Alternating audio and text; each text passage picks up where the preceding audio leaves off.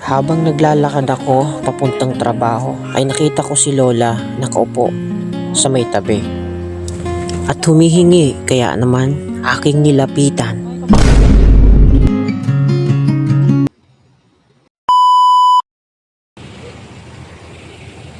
Nay, kumusta po? Taga saan ka po? Ha? Taga Matakla po? Pero ilan na pong edad mo?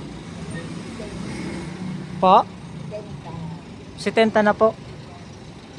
Saan ka po ngunya naguli? Ah, may mga aki ka po. Ano pong pangaran mo po? Po? Rosita po. Kain po si Ago mo. Mayo na po. Nagkakan ka na po, nagmerendal ka na. Kada buwan po. May ka pang bakal.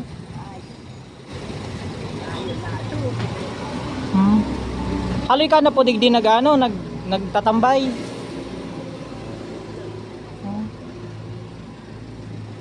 Pag nagtatambay ka po digdi, anong talagang naghahagad ka po talaga ng pangkakan?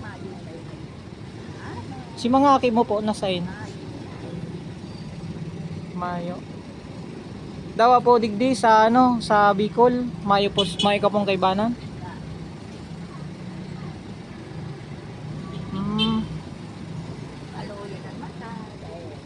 Mahina na po ang mata mo.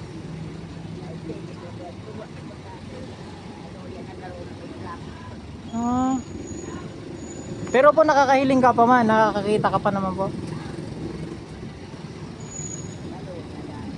Kaso bago ka pa po digdi? Kaso bago ka pang amay?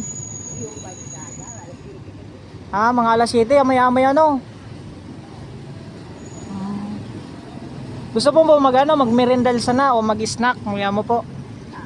Okay na po. Tawanan ta ka pong snackan. Sige po, mabaka lang po ako. Okay lang po naka-video po. Ayos lang po na may cellphone. Nahiling ta ka po kaya, sabi ko, tawan ta ka po ning syempre, dahil ka pa po talaga nagkakan. Dahil pa po.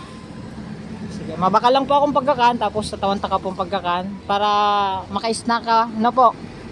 Okay lang po. Pansamantala ko munang iniwan si Lola habang bumibili ako ng makakain niya.